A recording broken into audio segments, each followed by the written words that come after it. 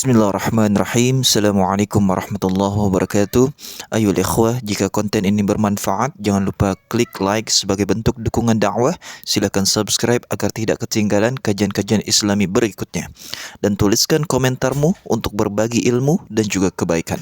Semoga menjadi amal jariah untuk kita semua. Ayol ikhwah, para pendengar yang dimuliakan Allah Subhanahu wa taala.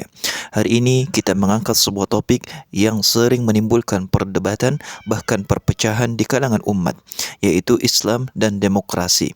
Banyak yang bertanya, apakah Islam kompatibel dengan demokrasi? Apakah umat Islam wajib menolak sistem ini karena dianggap bukan dari Islam?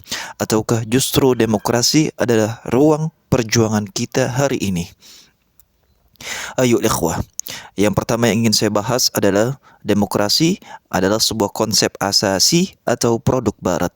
Marilah kita mulai dengan memahami makna demokrasi secara jujur.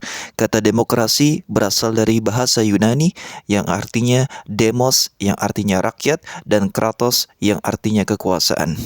Artinya kekuasaan berada di tangan rakyat. Demokrasi modern ditandai oleh pemilihan pemimpin secara periodik. Selanjutnya pemisahan kekuasaan dan juga kebebasan di dalam berpendapat, hak asasi manusia dan juga supremasi hukum. Ayo ikhwah, sebagian dari kita langsung menyimpulkan itu kan sistem kafir, buatan barat, padahal haram dan halal bukan dilihat dari asalnya tapi dari substansinya. Nabi Muhammad SAW memakai cincin dari Habasyah, mengambil strategi perang dari Persia, bahkan menggunakan sistem pencatatan non-Arab. Jadi pertanyaannya bukan apakah demokrasi berasal dari barat, melainkan apakah demokrasi bertentangan dengan prinsip Islam. Ayol ikhwah yang dimuliakan Allah, akar demokrasi di dalam Islam, nilai yang sudah ada sejak wahyu turun. Demokrasi dalam makna substansialnya sebenarnya bukan hal asing bagi umat Islam. Nilai-nilainya sudah diajarkan sejak 1400 tahun yang lalu. Mari kita perhatikan. Yang pertama adalah musyawarah atau syura. Allah Subhanahu wa taala berfirman, dan urusan mereka diputuskan dengan musyawarah di antara mereka. Surah Asy-Syura ayat 38. Dan Rasulullah SAW pun senantiasa bermusyawarah dengan para sahabat bahkan saat perang Uhud. Pendapat mayoritas dipilih waktu bertentangan dengan pendapat beliau pribadi. Ayol ikhwah, dan juga prinsip keadilan sebagaimana yang difirmankan Allah Subhanahu wa taala, sesungguhnya Allah memerintahkan berlaku adil. Suratul Nahl ayat 90. Islam mengangkat keadilan sebagai prinsip utama bahkan terhadap musuh sekalipun, dan janganlah kebencian kepada suatu kaum mendorong kamu untuk berlaku tidak adil. Suratul Maidah ayat 8. Lantas kebebasan berpendapat dan kritik terbuka. Umar bin Khattab radhiyallahu an saat menjadi khalifah tidak pernah marah ketika dikritik oleh seorang wanita soal mahar. Ia justru berkata, perempuan itu benar dan Umar yang salah.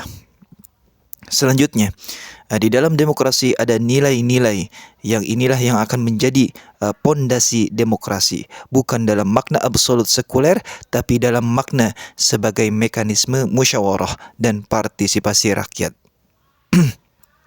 Ayol ikhwah, mengapa Islam tidak menolak demokrasi tapi mengoreksinya?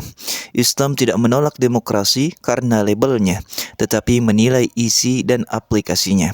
Ada demokrasi liberal sekuler yang membiarkan moralitas runtuh atas nama kebebasan, tapi ada pula demokrasi konstitusional yang bisa digunakan untuk memperkokoh maqasidus syariah, yaitu dengan menjaga agama, menjaga jiwa, menjaga akal, menjaga keturunan, dan menjaga harta. Seorang ulama kontemporer berkata, demokrasi adalah cara, bukan agama. Selama ia menjadi jalan untuk menegakkan keadilan dan maslahat, maka ia sah sebagai wasilah. Ayol ikhwah, Dengan demokrasi, kita bisa memperjuangkan pendidikan Islam di parlimen. Kita bisa membentuk undang-undang berbasis nilai syariah. Kita bisa mencegah korupsi lewat sistem transparansi. Kita bisa melindungi hak minoritas Muslim di negeri-negeri non-Muslim. Ayo ikhwah, lantas bagaimana menjawab tuduhan? Benarkah demokrasi adalah syirik? Sebagian kelompok menganggap demokrasi sebagai kemusyrikan karena memberi hak membuat hukum kepada manusia. Mereka seringkali mengutip, inil hukmu illallah. Menetapkan hukum hanyalah milik Allah Subhanahu wa taala di dalam surah Yusuf ayat 40. Marilah kita luruskan ayul ikhwah. Islam memang menetapkan bahwa hukum Allah itu adalah yang tertinggi, tetapi bukan berarti semua bentuk ijtihad sosial politik adalah syirik. Bahkan dalam hukum Islam sendiri banyak ruang ijtihad manusia, seperti di dalam fiqih muamalah, fikih siasah dan fikih sosial. Saat sahabat memilih Abu Bakar sebagai khalifah melalui syura, apakah mereka musyrik? Saat Umar membuat sistem Baitul Mal dan pos-pos pengawasan pajak, apakah ia membuat hukum sendiri? Tentu tidak ayol ikhwah. Ini adalah ijtihad politik dalam koridor syariah. Justru yang berbahaya adalah menuduh sesama Muslim sebagai musyrik hanya karena berbeda sistem. Inilah awal dari takfirisme dan radikalisme yang justru menghancurkan citra Islam itu sendiri. Ayo ikhwah, Islam dan demokrasi di dalam praktik global akan saya uraikan. Nah, banyak negara Muslim yang menunjukkan bahawa Islam dan demokrasi bisa berjalan seiring. Contohnya adalah Indonesia. Demokrasi berbasis Pancasila menjadi wadah dakwah Islam moderat. Bahkan beberapa undang-undang yang mengakomodasi nilai-nilai Islam lahir melalui parlemen demokratis. Kemudian juga Malaysia mengembangkan sistem demokrasi parlementer dengan peran kuat institusi keagamaan. Selanjutnya Turki di awal era AKP, yaitu mencoba mensinergikan Islamisme modern dengan demokrasi. Dan juga Tunisia setelah revolusi, Islamis moderat dan sekuler berhasil menyusun konstitusi bersama. Semua itu ayol ikhwah menunjukkan bahawa Islam tidak harus anti demokrasi. Justru demokrasi bisa menjadi kendaraan untuk membangun masyarakat madani atau civil society yang Qurani.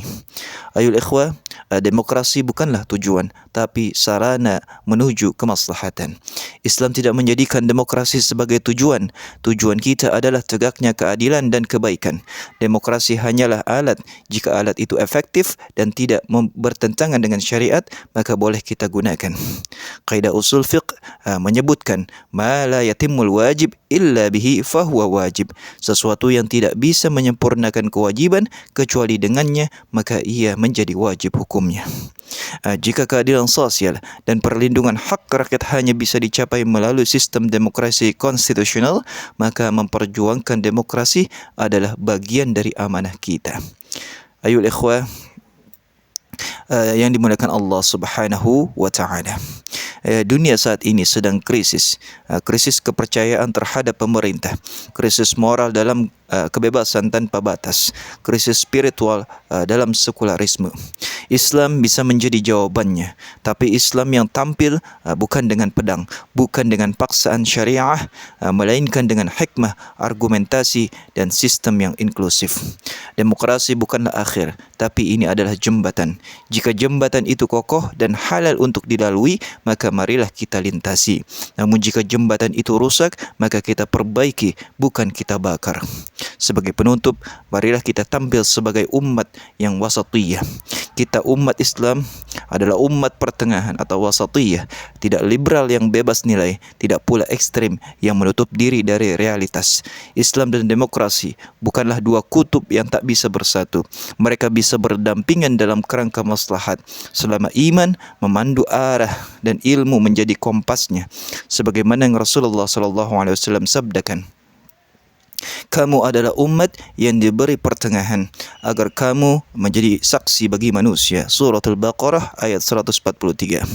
Mari jadikan demokrasi sebagai sarana dakwah, alat memperjuangkan keadilan dan wadah menebarkan rahmat Islam untuk dunia. Hadanallah. Assalamualaikum warahmatullahi